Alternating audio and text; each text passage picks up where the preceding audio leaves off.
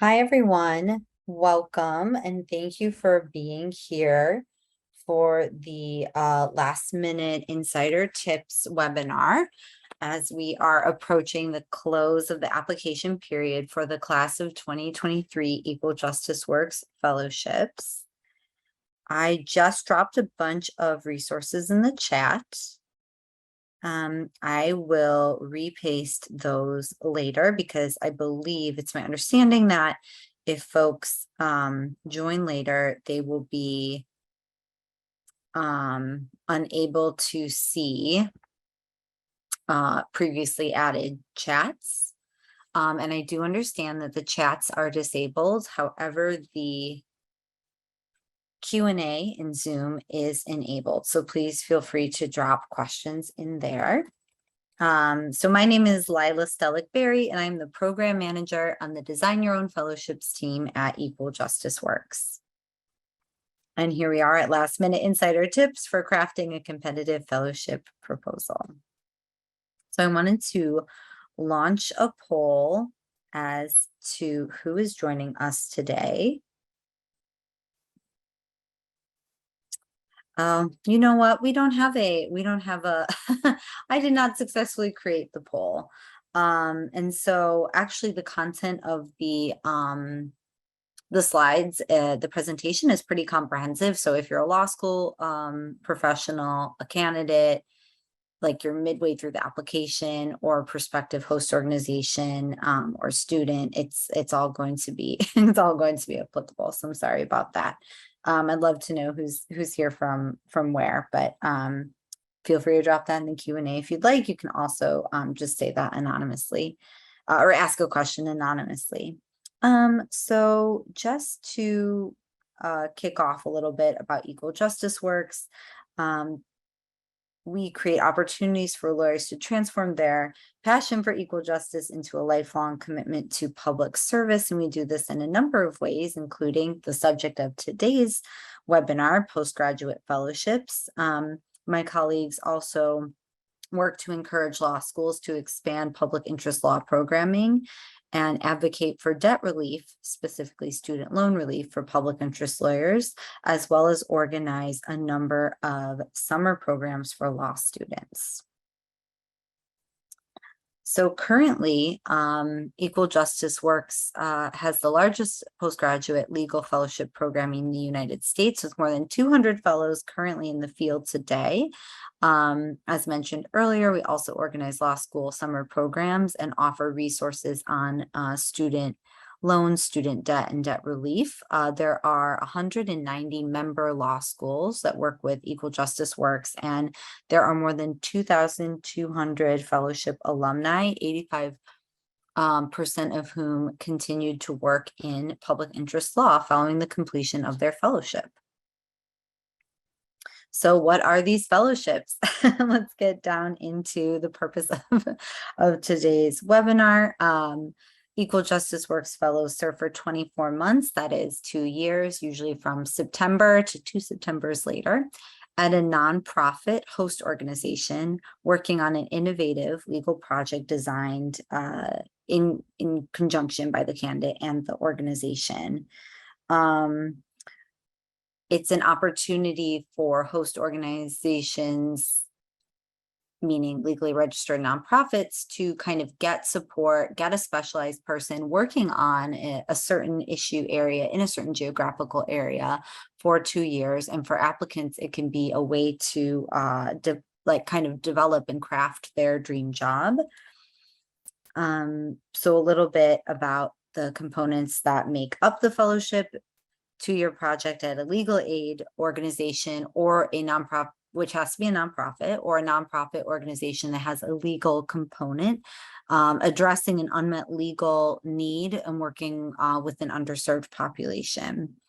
Candidates will need to have graduated law school. They can have graduated with a JD or an LLM by September of 2023 to be eligible to be a fellow in the class of 2023. This means that they would start their fellowship in September of 2023 and complete it in September of 2025. The host organization needs to be a 501c3 or it can in some cases be a 501c4 based in the United States or US territory. And we do get a lot of questions about very specific nonprofit setups.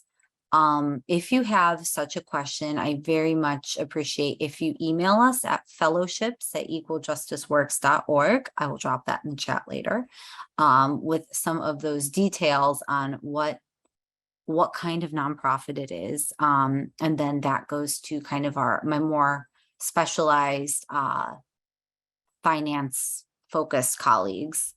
And we can circle back to you with the answer on that. And then fourth component, that makes up the fellowship is a sponsor, and that is the funder. So it's a private sector sponsor that is secured by Equal Justice Works. And here we have a couple examples, Jordan and Sabrina, of fellows who have completed their fellowships by now, but did really meaningful programs. So I'll give just a second for you all to take that in. All right. So one of the components was just outlined is the candidate. So if you are an applicant or right now you are finishing up your fellowship application, or your host organization, you're working with someone, please make sure that they are graduating by September 2023 with a JD or LLM from an Equal Justice Works member law school. In the application, there is a contact email if you want to check whether or not, if you are not from Equal Justice Works member law school, but in the application, there's also a link to the website that shows you the list of those 190 member law schools. So you can verify that prior to submitting your application on September 13th by 8 p.m. Eastern. Candidates must commit to taking the bar exam before the fellowship begins. Again, the fellowships begin in September. Unless there are extenuating personal, for example, health circumstances with a fellow, or very special circumstances with a host organization, but really they almost all start in September, or like the very, October 1st. And so the bar has to be completed at the first available sitting, which is usually in July. Candidates must not have held a full-time permanent public interest attorney position, and must not have participated in other major fellowship programs like Skadden, Echoing Green, etc. However, gap or bridge fellowships and clerkships are allowable. And again, if you have a question specifically as to whether or not a fellowship that you've currently or previously have held renders you ineligible, please write us with, as a comprehensive explanation of that situation at fellowships@equaljusticeworks.org. The application does not ask for, and we please ask applicants not to include anything on grades or class rank or transcripts. Those materials should not be included, and if they are included, they cannot be considered. What we're really looking for here, the keys to success are really oriented around fit and the personal connection, the lived experience, the background, the academic, professional, volunteer, pro bono, etc. experience of the applicant with the issue area, the population, the geographical area that their fellowship project addresses. We're also looking for the fit between the applicant and the host organization, and the host organization's fit working on those issues with that population in that geographical area. So the candidate in their application should really highlight their commitment and their experience and their focus on public interest law or public service more broadly, as well as aim to put forth an innovative application, which means that the project should differ from the work of a staff attorney at the host organization, and should really be a discrete project with clear goals and timelines, but we'll get into that a little later. So the project, Applicants co-design this with the host organization. Successful topics cover a really broad range of issues, which can range from immigration, working with immigrant populations, to veterans' rights, to workers' rights, to advancing racial justice, to addressing domestic violence, etc. There's a very broad range. Most projects do have a primary and a secondary issue area. They should address an unmet legal need with a population whose legal needs are going underserved or unaddressed. This can include impacts litigation, awareness raising, advocacy, a certain amount of direct representation, outreach or community education, coalition or network building, or a combination thereof. One resource that I dropped in the chat, and I'll drop it in again in case attendees who joined a little bit after I first put it in there can't see it, is the link to the Meet Our Fellows page on the Equal Justice Works website. And the Meet Our Fellows page is an archive of current and past fellows. So you can check out their projects, the host organizations, the geographical areas and the issue areas, and read a description of the project. So you can get a sense for what people have done in what kind of areas.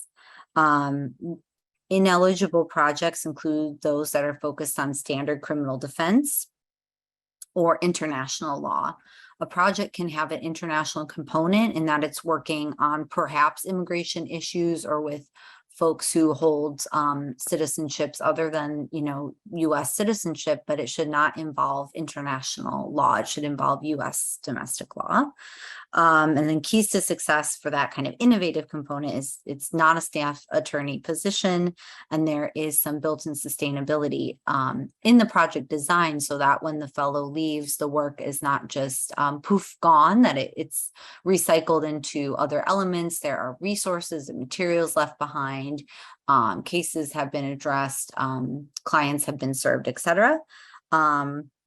It can also be one tip for a competitive application is that it could pilot a new approach or something that has been tried in another area or issue area or geographical zone that you want to try in this particular area. And we recommend having goals that are ambitious, so not too narrow in scope or impacts, but also feasible and realistic. And how to know about that would be working in collaboration with the host organization and the applicant. Just to give a little bit of information on the class of 2021's issue areas. So these are the fellows who are entering their second year. The most popular areas for primary or secondary issue areas were children and youth, workers' rights, immigrant populations, criminal justice or criminal legal system reform, racial justice, community and economic development. And it goes on from there.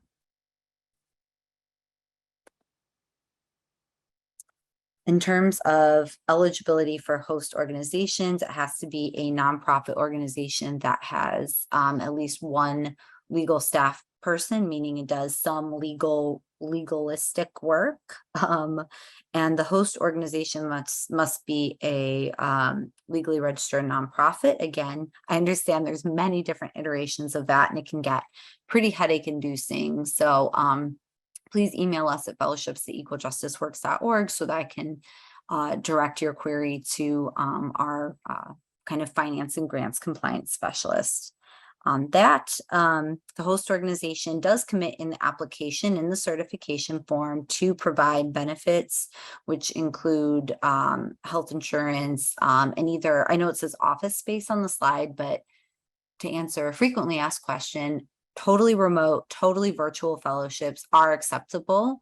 There is a section of the application with some checkboxes that asks about what the host organization will provide the fellow, and physical infrastructure such as an office is included in there, but there is an open text box below there on the application where the host organization or the candidate should basically detail what's being provided to the fellow. And what we're looking for here is essentially equity, and that the fellow is being treated as all other employees at the host organization. Fellows are employees of the host organization and should receive the same benefits as all other employees. And that is what the host organization certifies when completing the certification form that is part of the application. The host organization also must be able to have someone who can supervise the fellow and support them. The fellow being a new attorney and based in the United States or U.S. territory. So keys to success and things to really highlight in the application are the supervisor's experience working on this issue area and or with this population on this unmet legal need and in this geographical zone.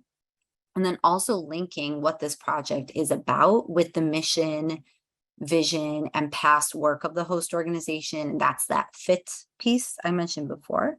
It can be a plus, but it is certainly not necessary for the applicant to have interned or volunteered or something, or worked with the host organization.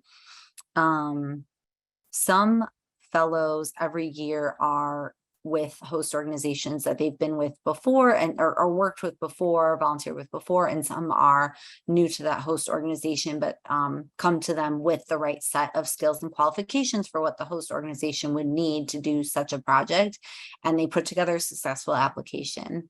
And then just to note, another FAQ that we get is every year Equal Justice Works does award fellowships to fellows at host organizations that are brand new to Equal Justice Works.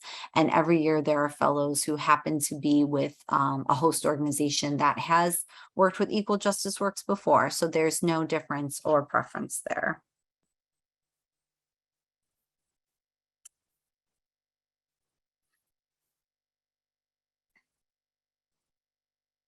So the sponsors are private entities, which can include law firms, corporations, foundations, individuals, and bar associations. They are secured by Equal Justice Works. There's no need for an applicant or a host organization to secure funding for a fellowship. If there is an organization or entity that's interested in sponsoring your fellowship project, you can certainly put them in touch with us at Equal Justice Works, and we can help bring them on board as a sponsor. So a lot of sponsors do not have a specific preference in terms of what kind of project they want to fund. Some just want to fund a project anywhere in the country on an issue area that speaks to them and their, for example, their foundation's mission. And then some sponsors do have, some preferences as to a city or a state, perhaps, where their company is located, or they have a real commitment to environmental justice and really want to support projects in that area.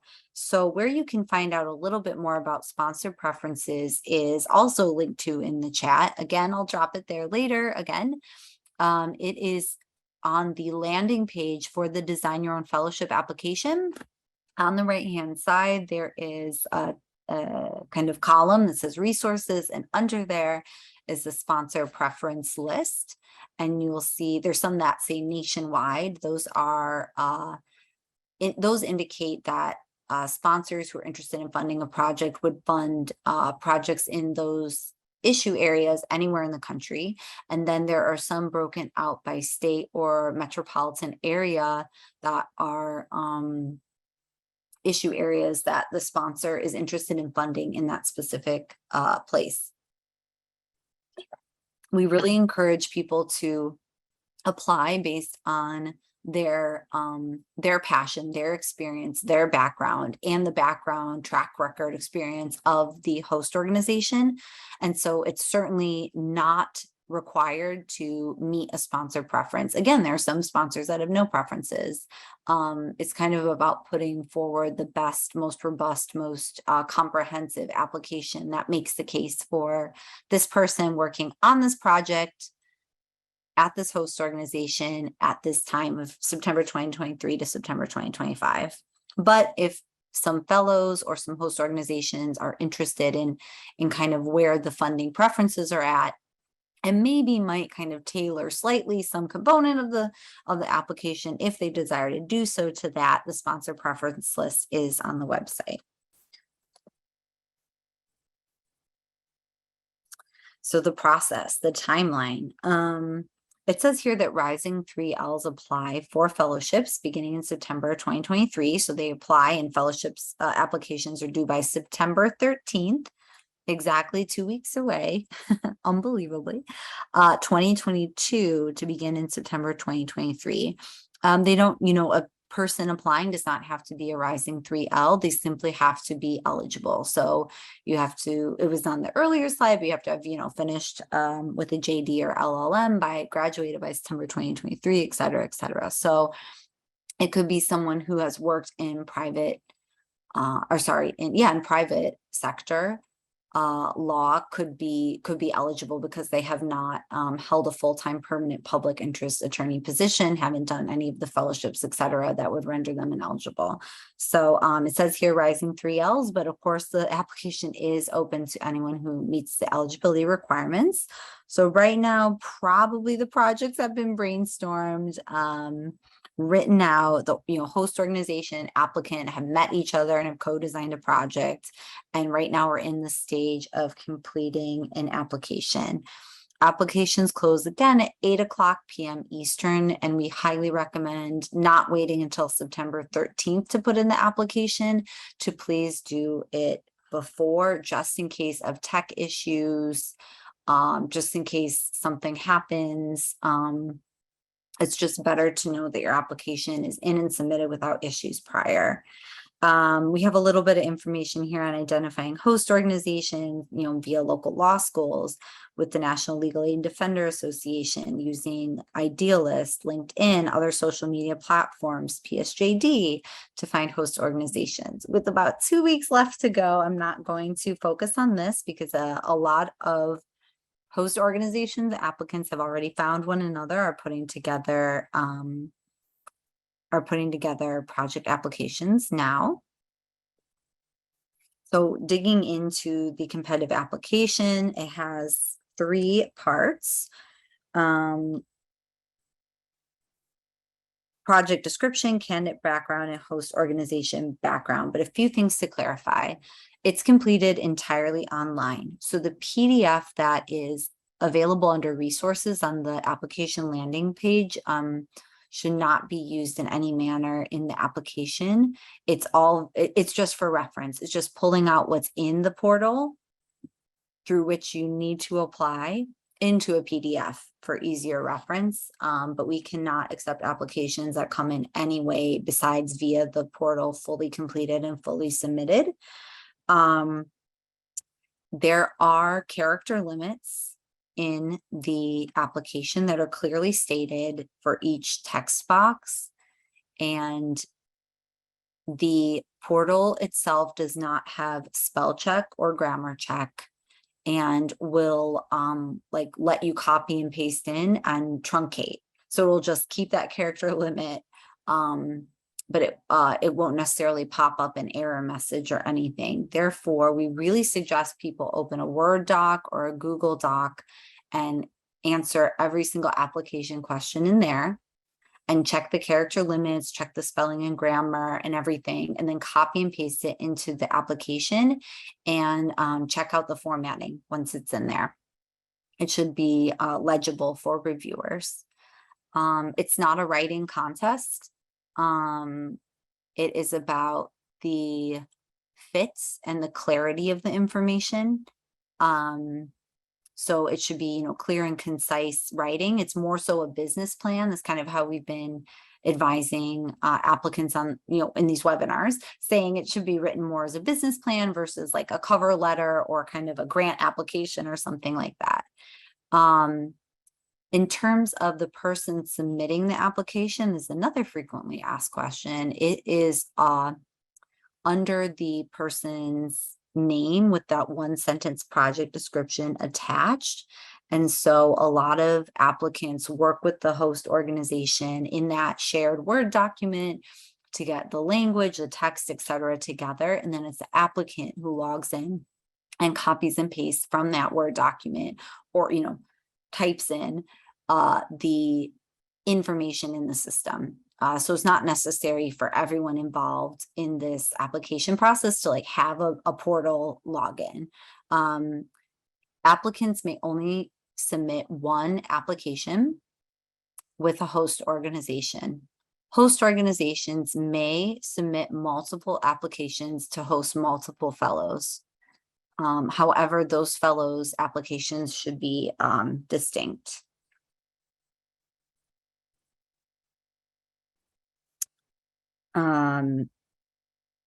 All right, so in the project description section, which comes after kind of the biographical information, name, email, et cetera, that the applicant will input. But the first kind of substantive section of the application that will be assessed by reviewers who are alumni from the Equal Justice Works Fellowship Alumni Pool, who are issue area experts or know about the issue area of public interest law that this application falls in.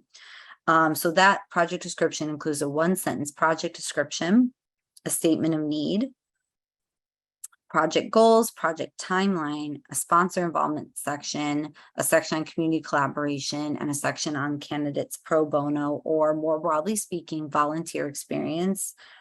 So in the statement of need, you will need to describe the need and community to be served by the proposed project. It should be clear, compelling, and concise. So the most competitive applications use this short area to tell a story.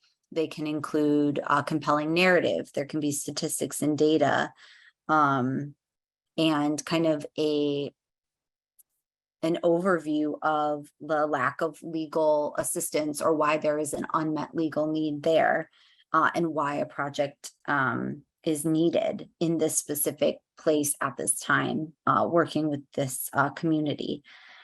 You'll want to demonstrate that the candidate is well versed on this area of law and include a relevant case or statute if applicable, but citations are not necessary. With such a low character count, please don't use any of that space on citations. And after, so you're keeping in mind the audience, it is first the Equal Justice Works alumni who are reviewers, and then it is the sponsors. Equal Justice Works staff who work to arrange the interviews do also read applications as they go to interview. And you want your statement of need to speak to both of those or all of those audiences, and make folks care about the people the proposed project will help, and also demonstrate the applicant's abilities, skills, qualifications to be that person who's working in a specific niche.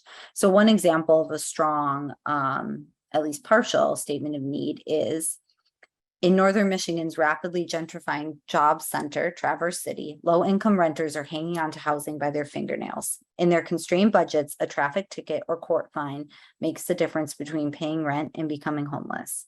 So the statement puts a picture in the reader's mind of the problem and the community the project is designed to help. And then the application goes on to work to propose a project working to mitigate the burden of excessive fines and fees on low-income folks in that part of Michigan. So in terms of the project goals and timeline, that's really the how of the application. So you'll want to describe the primary goal or goals you have for the project and the anticipated timeline for accomplishing each goal.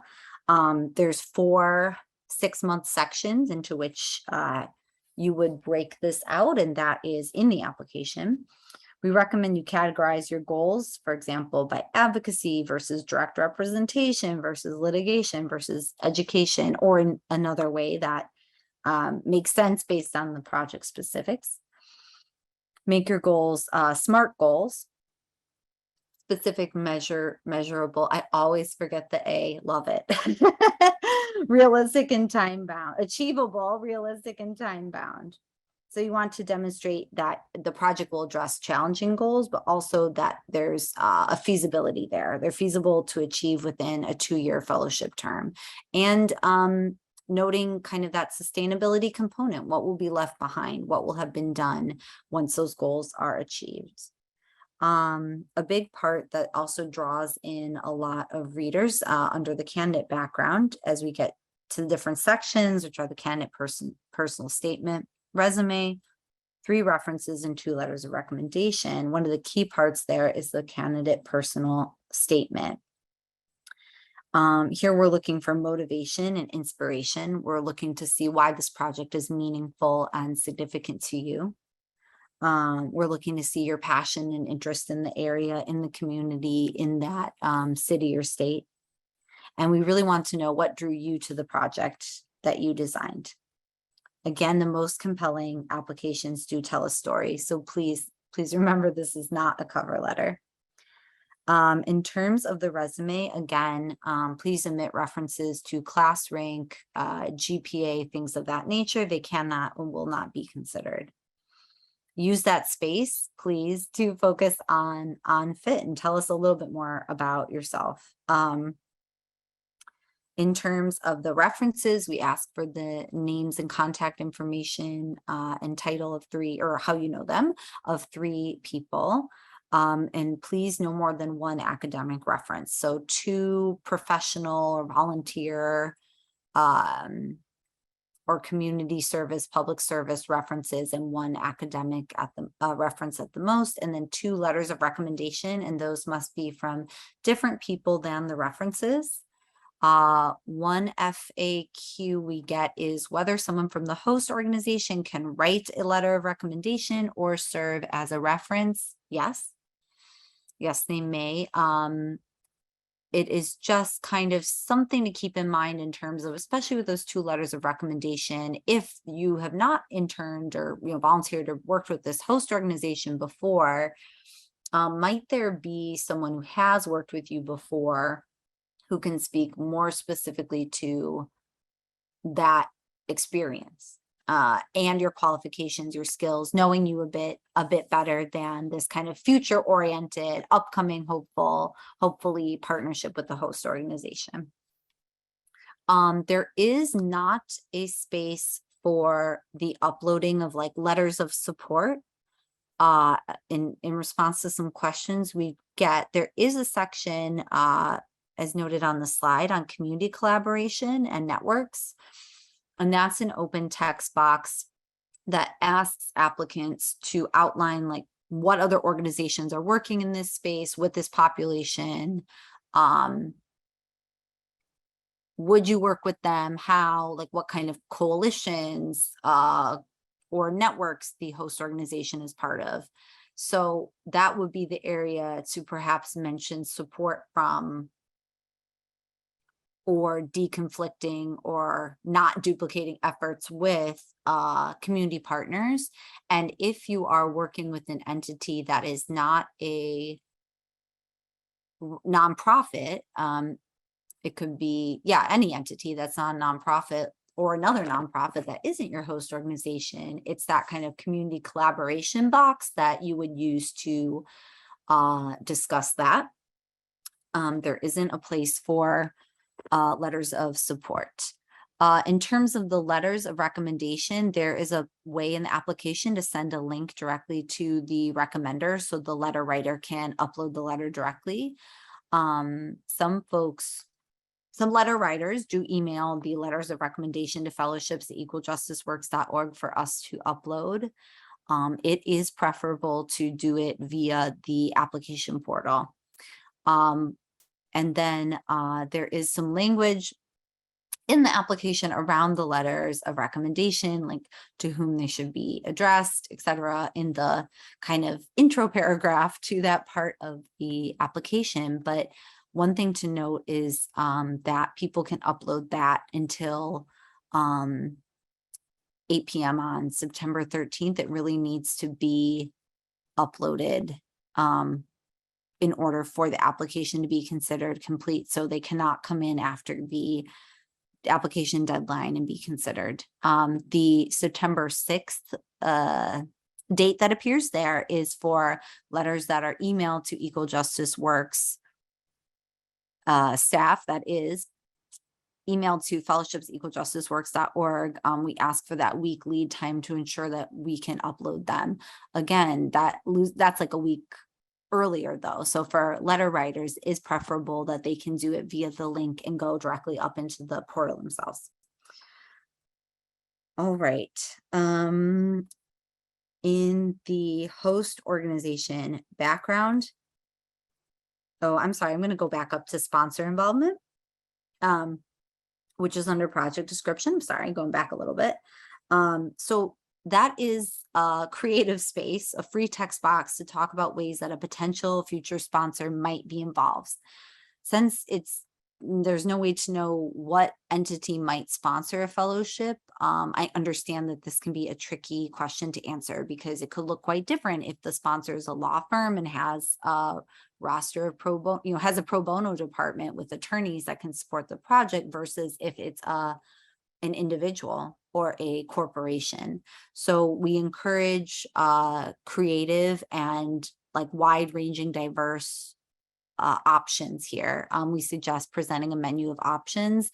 Some examples of sponsor involvement include, if and as appropriate and as applicable, if the sponsor is interested, could include pro bono hours by attorneys, could include working together, for example, with the public relations or external affairs arm of a law firm or corporation on outreach or advocacy materials or community awareness raising materials. It could include participation in public events or in media campaigns. It could include volunteering at an event or a launch or a distribution of a pamphlet ceremony that is part of the project. There's a number of ways that sponsors could potentially be involved. So again, we recommend a menu of options there. And that is really important also for the host organization to feed into what has been done in the past. What are some ways that the host organization has worked with outside stakeholders in the past? What are some things that might be off the table for the host organization or just would be a big lift that wouldn't really be a feasible option to propose in terms of sponsor involvement? So that's important to run by the sponsor. In terms of the host organization background, which is the last section, the project's connection to the organizational mission is a part there that's quite straightforward. The candidate experience with the host organization, if any, is asked about. But again, that could be a section detailing how you all work together to put the application together. It doesn't have to be, if this has not happened, a rundown of how the candidate worked.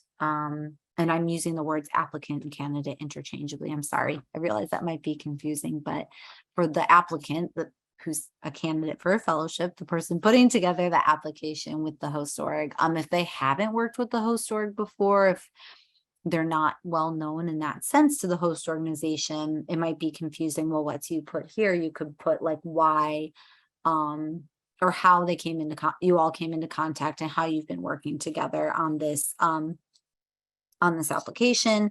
If there's any organizational history with Equal Justice Works or familiarity, you can note that, but again, that's certainly not required. And then in terms of the organization's pro bono experience, it's asking about experience with pro bono programs, and the part on the supervisor experience and subject matter and people management is about the person at the host organization who will supervise the fellow, talking about their background in this specific issue area with this population, with this issue at this in this geographical region, to show the fit there and the skill set to supervise the fellow, and then their experience being a supervisor and working and managing people, working with new attorneys and managing people.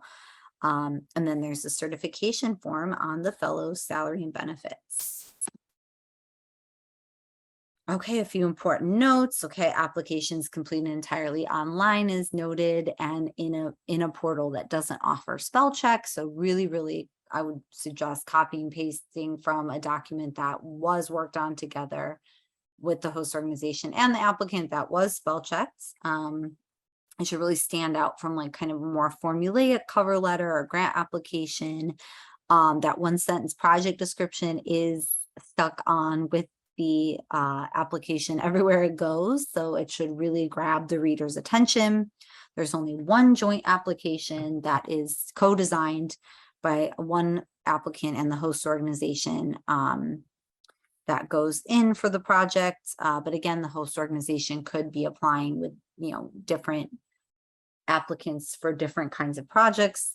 It really should be impactful and talk about the impact on people's lives in those more narrative sections, and focus on the fit.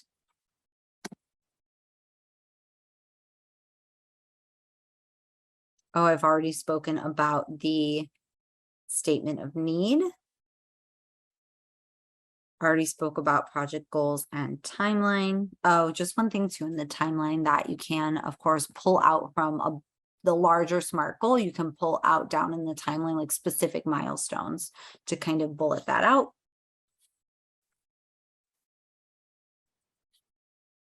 One thing about the personal statement too is there is certainly no need to divulge anything that one might not be comfortable divulging, or to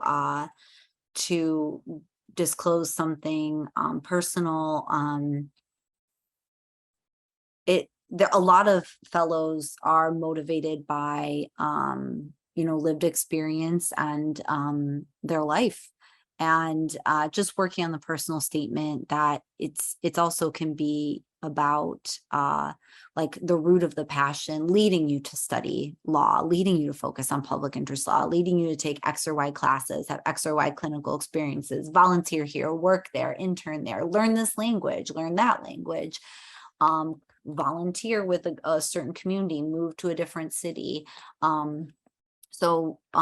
I know it can be difficult for some applicants to later then talk in the interview about something that they put in the personal statement. So just kind of thinking through that, what you want to share and what you may or may not be comfortable sharing, and kind of talking about an interview, because this is something that sponsors, when they interview, do want to hear about and are interested in genuinely.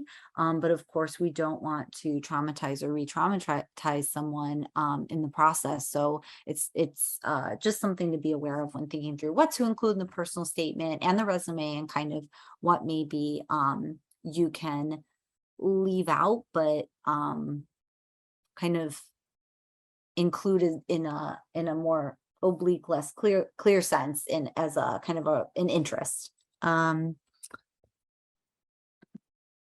I already spoke about sponsor involvement. Here we have a couple examples: clinics, drafting, contract review, media opportunities, etc.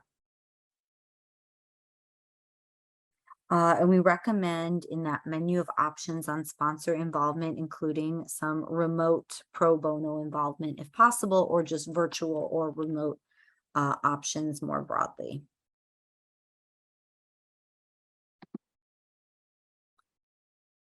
So one thing in terms of very last minute, last 2-week tips is we've been advising applicants to recruit like an application review team that could include professors or law school professionals, like folks from the law school career office, alumni of your law school, or even Equal Justice Works fellowships, counselors, a friend who's a strong writer, someone at the host organization. Certainly like some champions within the host organization are useful, but now it's probably past the time to really be designing or devising. It's in the verification logic check stage. So you may want to have someone proofread the application, look over your resume for the wording. But again, with 2 weeks to go, it's also time to really be proofreading that Word document and starting to copy and paste things in the application. Format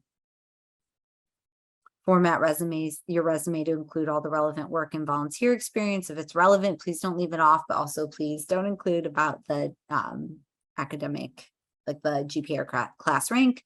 And again, proofread. So our email is here, fellowships@equaljusticeworks.org. Just in anticipation of some questions we might get, applications will close on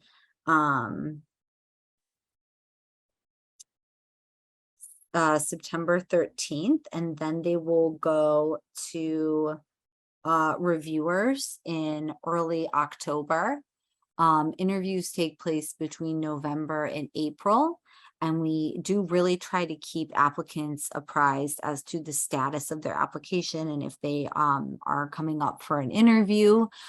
Equal Justice Work staff really want to give every single applicant a strong chance to interview. So sometimes we do, or we always, I'm so sorry, we always, when going to an interview, provide like kind of a tips, advice, how to prep for an interview readout page. And interviews this year will again be virtual, and by May, the interview process will have concluded and the class of 2023 fellows will be announced. I'm dropping back in the chat all of the links. Okay, I see a bunch of questions.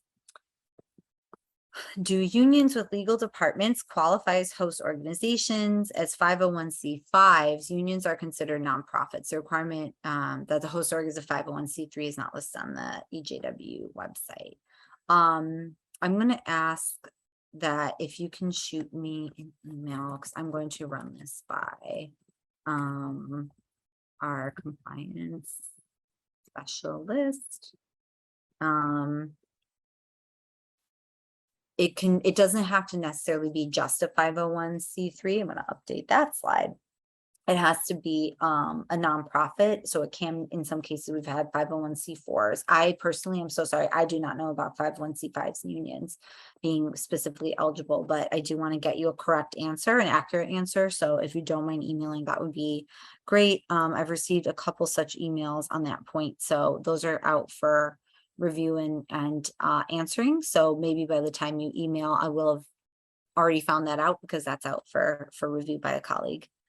And so then I'll be able to actually respond a bit quicker. If the host organization's director has done similar work to what they plan to do as a new host for EJW, but the similar work was not under the umbrella of this host organization because it's brand new, can the host director still discuss the similar work in the organization section of the application? That sounds a little bit more like the origin story of the host organization. And like, especially if that person is going to be the fellow supervisor and their experience is relevant to the project, yes. I think it's just important to note, kind of tell that story of like, this is the issue area expertise our director brings in. The organization's brand new. We're focused on this specific area and have this individual is bringing that expertise into it. And that links up to this particular project because we can bring X, Y, and Z to support this fellow's project. By gap, does this mean the candidate did not have a job for some time after graduating law school? I believe that this, just looking at the time when this question was asked, I believe it's referring to the bridge or gap fellowships. It's just a kind of fellowship that some, for example, law schools offer. Because fellowships can be organized by a number of entities, governments, or city or county level fellowships, state level fellowships, private firms. So many groups organize fellowships. It was referring to bridge or gap fellowships. But again, if you have a specific question as to whether or not this fellowship that you did or are doing might render you ineligible, please write with information about who organized it, like what it is, and to fellowships@equaljusticeworks.org, and Our compliance expert will take a look at all of that. I have a question about the unmet need. My project is investigative in nature, and part of it is uncovering some of the issues going on in the community I'm seeking to help. How does that affect my description of the unmet need? Would I be at a disadvantage because of this? It sounds as if the reason why you need to investigate is the unmet need, like something like you're seeing X or Y issue manifesting. And so there's a need to uncover the roots of that, the origins of that. Research heavy projects are not commonly funded. A lot of projects are really multifaceted. There is a project I'm thinking of a current fellow who did a lot of interviews with community members about safe drink or unsafe drinking water, and worked to help draft a bill that did pass, so a law, and did advocacy around the bill to help its passage into law, to replace the drinking water infrastructure to have safer drinking water, especially in public buildings and school systems. So there was that investigative portion of her project because she had to look at where was the unsafe drinking water, what were families' experiences with school children, being in schools that had unsafe drinking water, pulling that up, what were the impacts of that, pulling that up into awareness raising pamphlets and into advocacy materials to work with lawmakers in the state to pass legislation. So there can certainly be an investigative portion. I guess the unmet need is just, the unmet need there was that there wasn't adequate legislation or enforcement of current regulations in place. In this case, there wasn't adequate legislation to ensure that there was lead-free, safe, potable water in schools.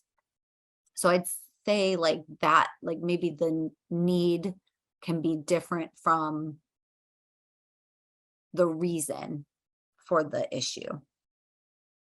I'm not sure if that was clear. But again, that can be part of your narrative in the description, like telling the story of here's what we're seeing. I plan to find out more about it, XYZ, and then take ABC steps to address it.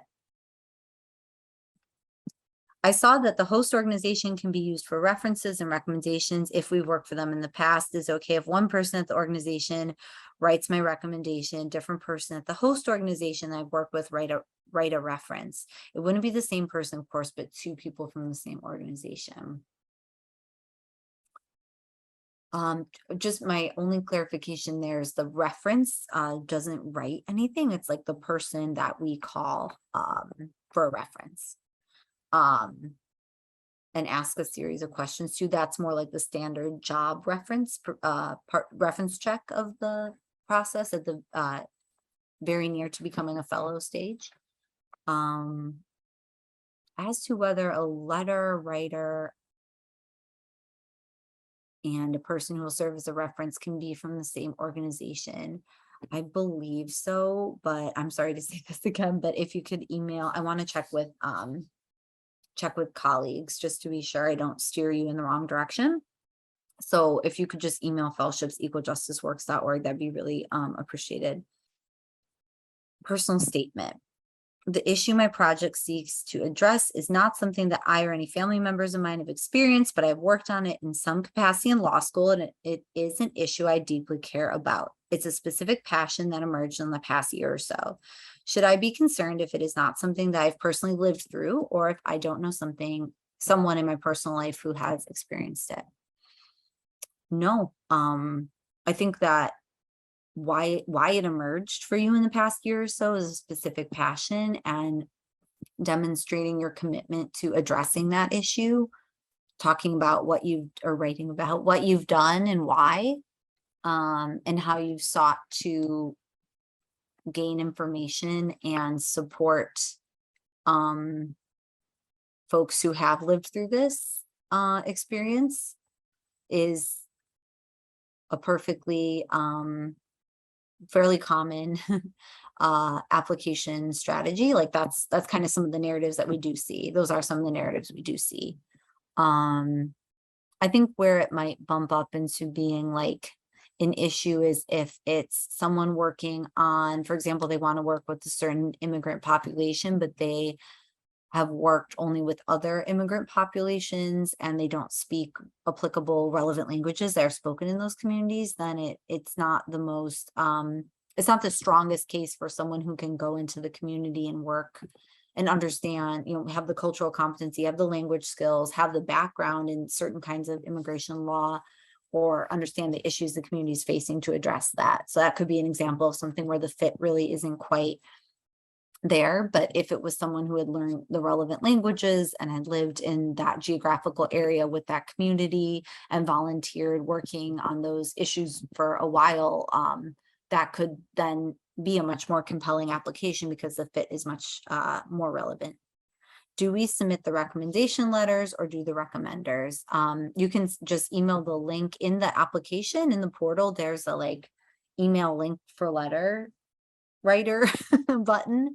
And that will, you put in their email and then they upload it there, or the recommender could send a letter to fellowships@equaljusticeworks.org, but we do need to receive those letters ideally please by September 6th, which is just after the upcoming 3-day weekend and 1 week from now. And then you have an additional week if they want to get if they want to upload it themselves. If we receive a letter up through September 13th, 8 p.m., we will of course upload it.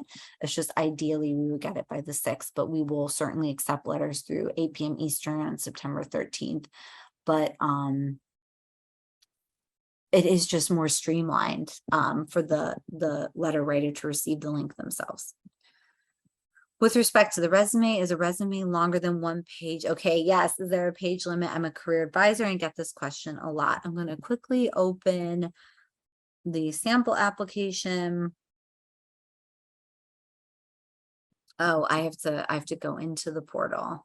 I was just thinking about this. Let me quickly go in and look at the resume. There is something in the, once you log in and you look at your application, I have a test application I'm pretending I'm doing. So let me just quickly peek at what it says about the resume, because I can see that little extra super duper detail. It doesn't appear to be in the other document, but maybe I looked too quickly. Resume. Resume in PDF format required. Please limit to 2 pages unless additional information is absolutely necessary. And then there's an upload resume button. Oh, just going back to that point about the letters of recommendation, you can also send the link to the executive director at the host organization for the certification form. So from within the portal, you can kind of ping out links to people who need to take action. Could you please clarify the pro bono experience essay? A bit confused on what exactly the application is looking for here. Yes. So understandably, before folks are barred attorneys, they can't really be providing what's called like formally pro bono legal support or advice. So for most applicants who haven't been working as an attorney, you could include volunteer experience, unpaid public service oriented work. I think it could even go beyond public interest law, but it should still be relevant to the project. All right. I'm just going to see if I want to pull anything up on that pro bono question again.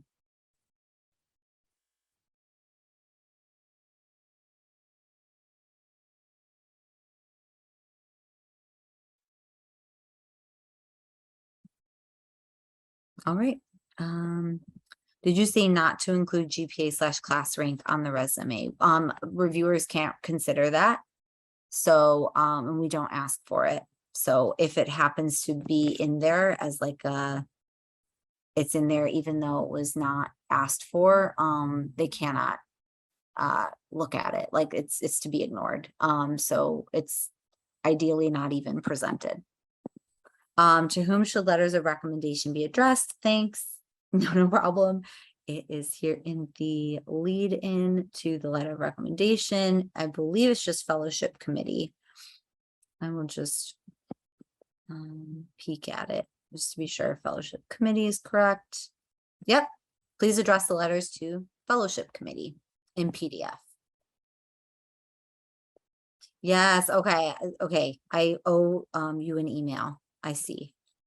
Yes, I had some queries come in that I sent for checking, verifying, and then am about to send a slew of emails. So I will be in touch tonight, tomorrow. Where in the application is the host org certification form, and how do we submit that to our host organization? So that is under there's 1 project proposal, 2 resume, 3 certification form under the fellowship application workspace, and it's under 3. You put in the name and email of the executive director, and then there's a gray button on the right that says send link. Once the executive director electronically certifies the certification form, an email will be sent to you, the candidate, and you will be able to certify the form by clicking certification form. So this means that the executive director of the host organization needs to sign that link, and you need to click on that link to certify it, that you've read it, you checked it out, you're good with it, by September 13th, 8 p.m. 7:59 p.m. absolute latest. So that's an action item I'd say to flag for the host org executive director. Oh, I'll be sending you this form to look over and complete.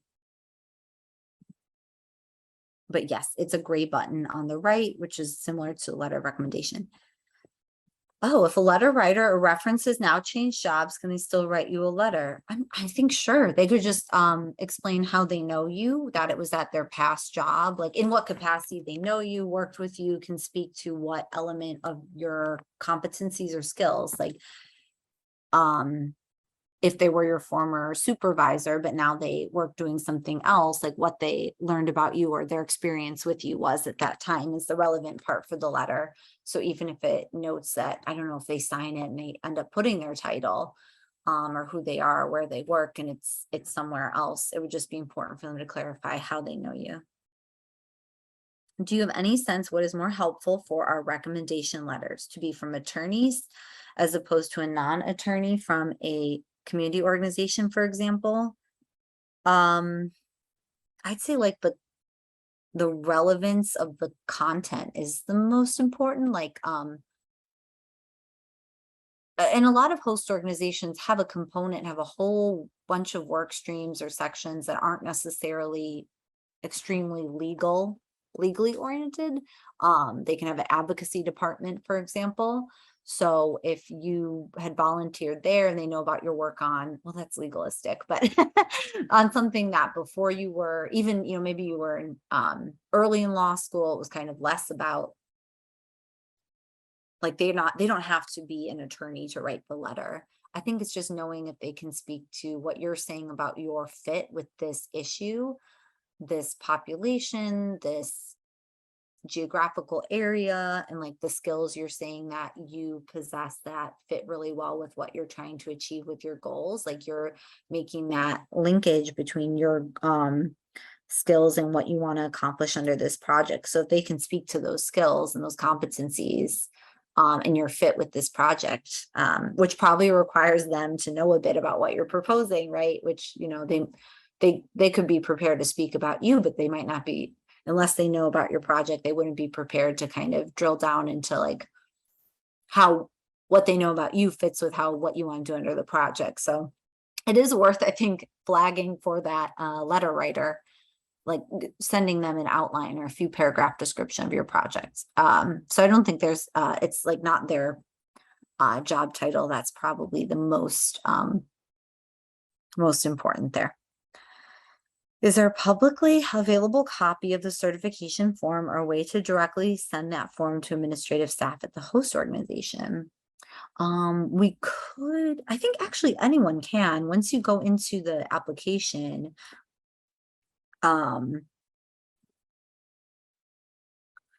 Interestingly, I just double checked this in the application. There's a part where you can send the link.